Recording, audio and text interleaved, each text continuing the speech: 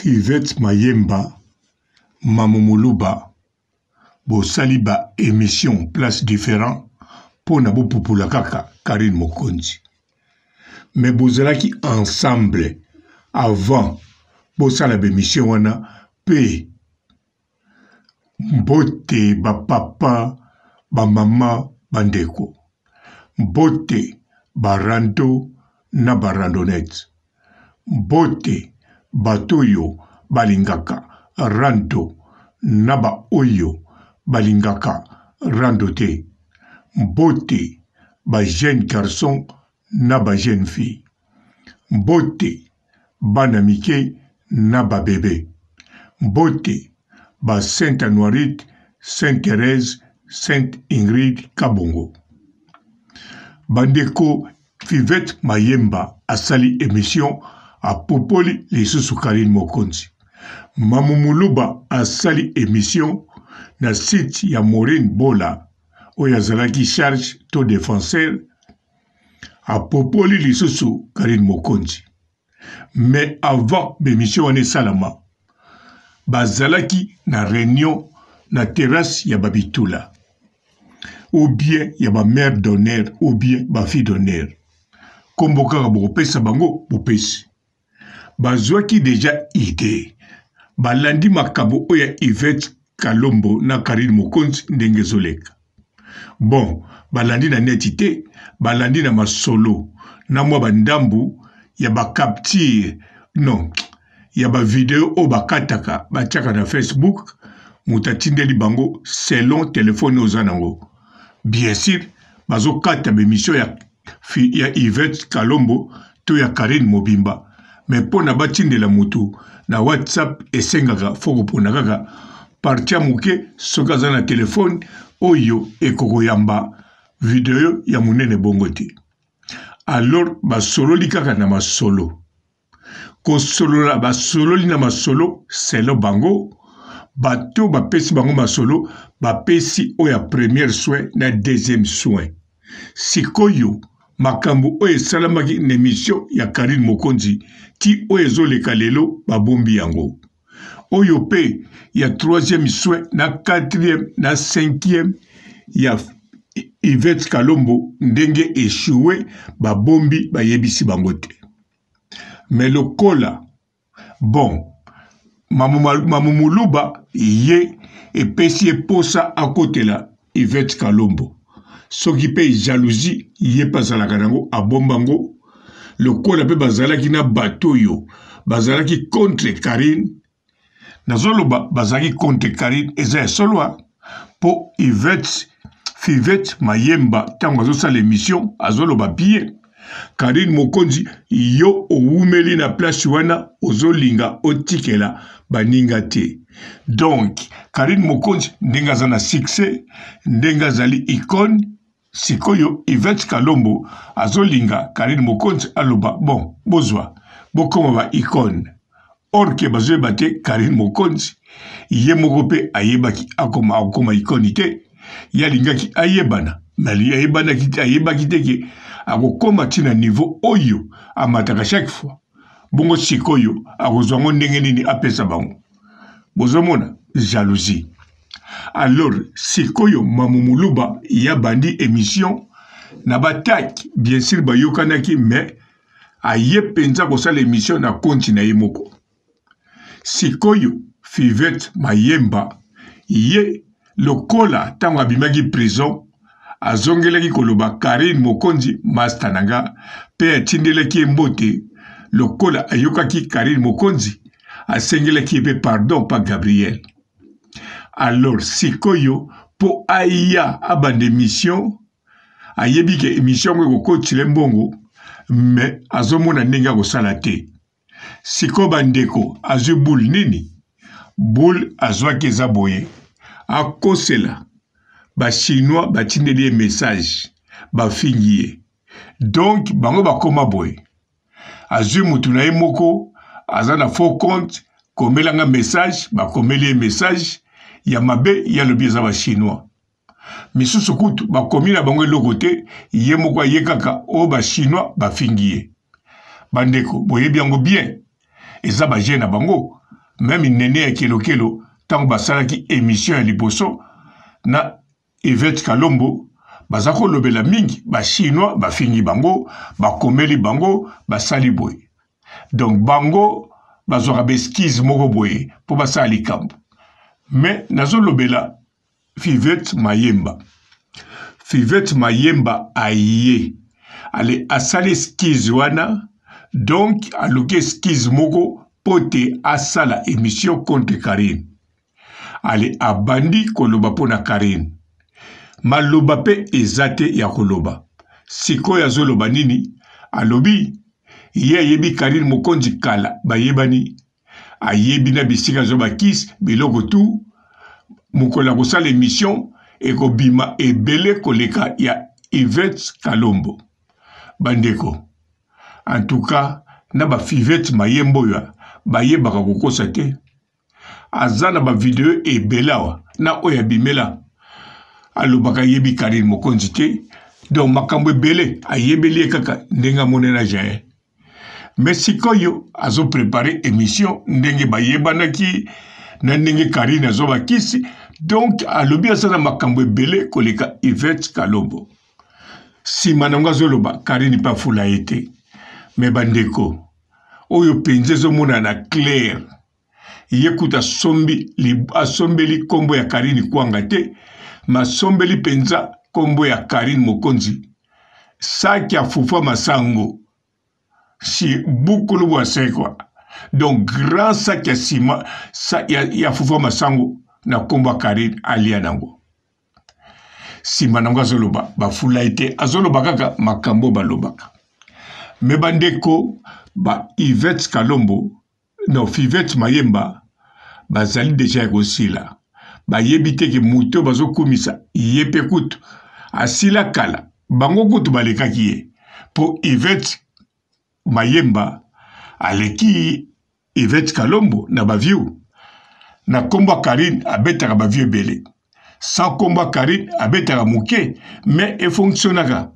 mais Yvette Kalombo sans komba Karine abetaka rien yango kakaki site abetaka rien siko imagine Yvette Mayemba oyo abetaka ne baviu koleka Yvette Kalombo yepe mutasengaki pardon na Karine Mokonzi non ye mutasengaki merci na Karine Mokonzi ndenga sengelaki pardon na Gabriel pe alobaki Karine c'est mon ami mais mutango azongi na buzoba na lobite ka zongi na buzoba oya biso ponga papa robo na zazoba ye azongi na makambo oyo ye nango donc azosalango neti zoba ya zoba donc bolanda kaka donc asali erreur ayeko kumisa muto yo na YouTube ifala kumisa ye parce que Karine Mokonzi afula Yvette Mayemba afula Yvette Kalombo afula nene ya kelokelo mais na YouTube Yvette Mayemba azosala ba view koleka nene ya kelokelo azosala ba view koleka Yvette Kalombo mais comment muta bongo aye sikoyo alanda na ye Yvette Kalombo bandeko yango na lobi aye na buzoba elingi koloba aye poisi la rapide po bango bazo kanisa Yvette Kalombo premier soin na deuxième soin masolo babeteli bango bakanisi poto sendimi masolo wana bato ebele bandimi yango donc Yvette Kalombo azomene nzoka bazolota bazoyeba te se komaki na 5e soin tous les 3 soins oyo elandi Yvette Kalombo apoli azangi maloba bakomi kotala ye na soni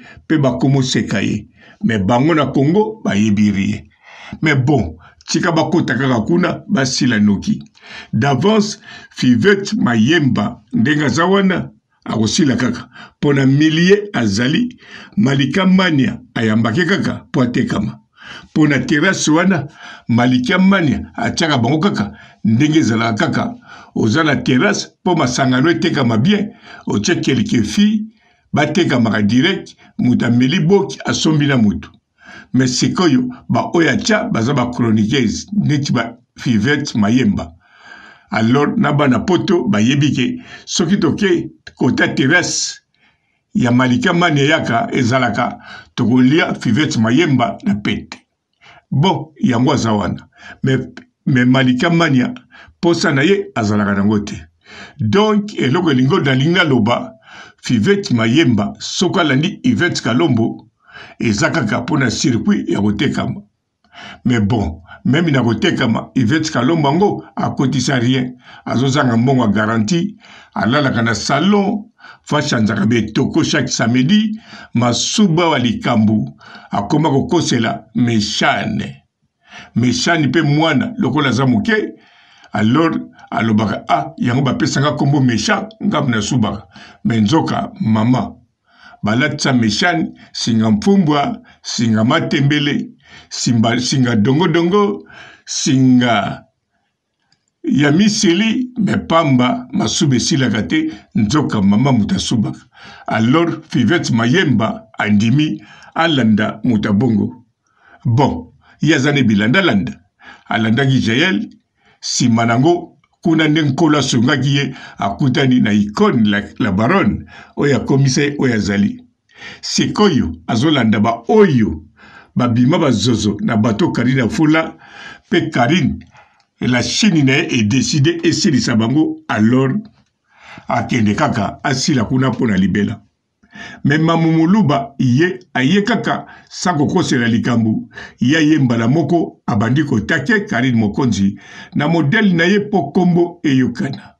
Mais mamuluba en tout cas iye opinion la kolobane siko ezate pambate aye pokombo eyokana aye pe po akota kaka na muziki wana tango mususu yepe azo croire que Yvette Kalombo agoteka ye na bato bien. Alors faza na solidarité na muninga na ye oyo wabengi Fivette Mayemba comme danseuse. Biso tozo continuer kotala kaka épisode ngo ndenge kokende. Mais Fivette Mayemba aye penza kokota na libulu. Pe Fivette Mayemba soko zolandanga yeba mutu oyo oye na ngambu na ye ase asili. Pe batoyo baza ko informe yo mabe. Luka moyen obando tiata ba mega ebele to okoma na wifi se koma nango okotaka pembongo po otalaka makambo vraiment ndenge zokende. Po modèle yozotalela ozali penza na information ya kitoko te eza pasi po yeba mingi o ezoleka kuna. Ngai papa robona sala nini na salika ko na mesana ko sala na sukisi awa. Bonjour fidèles internautes de www.elengiakomba TV. Bonjour, bonsoir, balandi nyonso ya Elengi ya Komba. Congolaise TV. Belé partout dans le monde, partout où vous êtes, partout où vous êtes, Elengi ya Komba TV vraiment. Bonjour, bonsoir, na abonné ba fan nyonso ya Elengi ya Komba Congolais TV. Bonjour à mon boss, on a appelé ça vraiment un pandi. Bonjour à mon boss, JP Kiama. Je salue mon boss Balobi, boss des boss Babi, JP Kiama. Bonjour, la famille na Elengi ya Komba Congolais TV vraiment. Namo na zana chaîne de chaque topo. Ya boss na JP Kiama, ta ay boss des boss ya ni amandaje. Donc Maxime Tolo la zaki. Ya boss na biso JP Kiama. Nzambe na ngai. Ba boss bazali ba boss bazali. JP Kiama, le boss des boss. Napesi d'abord bonjour, te ba mbote belé na mon boss JP Kiama. On a na rosa ngisaote. Donc na ko le katisa na pesa mon boss JP Kiama, boss des boss. Bonjour fidèles internautes de www.elengiakomba TV. Bonjour, bonsoir, balandi nyonso ya Elengi ya Komba. Congolaise TV.